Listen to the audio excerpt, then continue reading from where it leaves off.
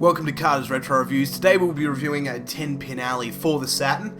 Now, since I do these intros ahead of time, what I actually need right now is a montage of me playing this game, and pretty much it should give you some sort of indication of what this game's like. Here we go.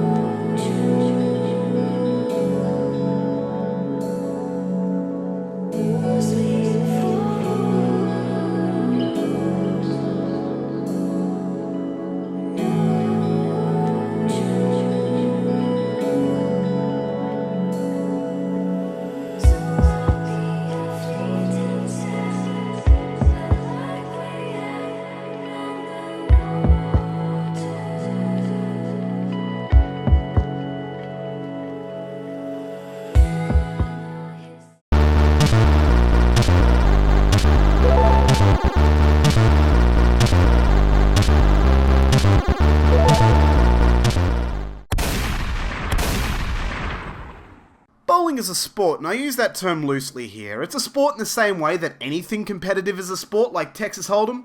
It's generally aimed at obese men who use it as an excuse to get out of the house away from the nagging and responsibility that awaits them at home. This is their idea of getting out of the house, putting down the Xbox controller, and getting some exercise. Or social misfits who are forced into it at a young age by their parents who want them socializing and do something productive with their lives that's not playing video games. That being said, I fucking love bowling. I also love getting wasted. Maybe that should be the new sport. For the mentally handicapped, bowling is where you have 10 pins at the end of the lane and you knock them down over with a heavy ball. If you knock them down in your first attempt, that's a strike, and if you take 2 attempts, that's a spare.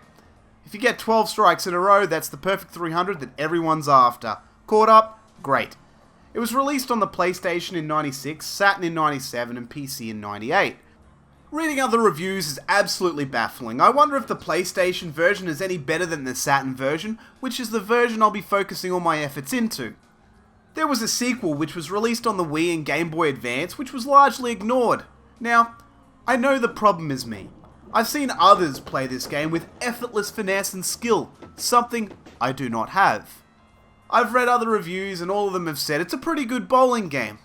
Well, you're about to hear something different, and since this is my second attempt at reviewing this game, this also means it's the second time I've played this game in case I went full retard the first time and missed something.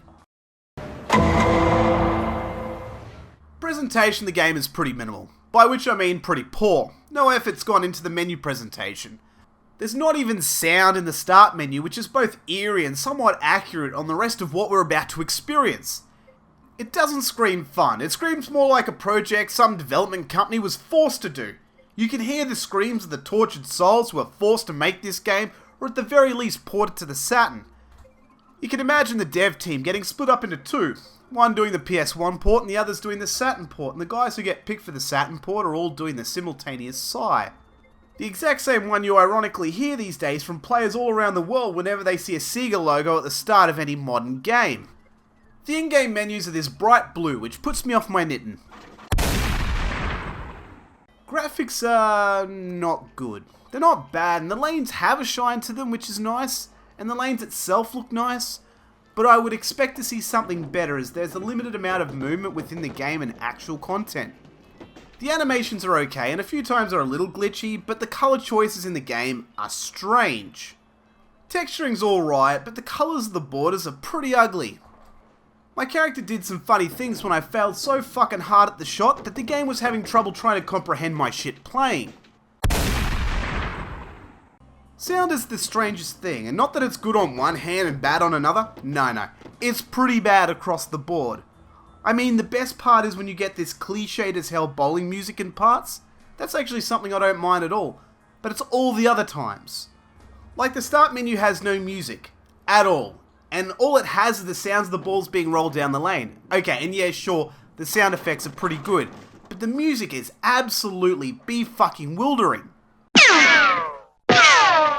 Gameplay is a big one. It says in the manual that there's 5 million realistic pin combinations. I call bullshit. The only one I could find was the fucking gutter every time. I even followed the manual. This shouldn't be called Carter's Retro Reviews, it should be called Carter's fucking failures as a human being. This is my second attempt at this game, playing for another hour on top of the original 40 odd minutes, and I still don't know what I'm doing wrong. I just simply couldn't get the hang of it. I was told by the manual, the fucking manual, that the bright yellow spot is where you want to get it. And every time I hit that, and on a very rare occasion did I actually get any pins. And it doesn't matter either, left hand, right hand, I couldn't play with either hand, which is very unlike me. I can usually get at least one hand to do what I need it to do, if you get my drift.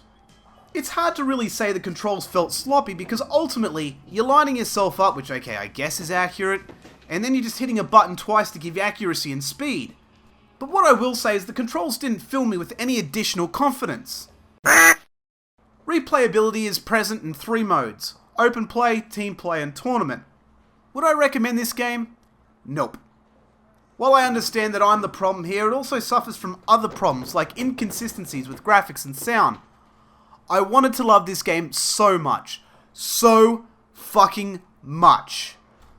I said last time when I reviewed this game that I'll probably never play it again even though I have a fierce love of bowling, but I still did. And now I'm saying it again. Now, that's not to say that there's not a bowling game out there that I like. There are other bowling games that are good, but this is certainly not one of them.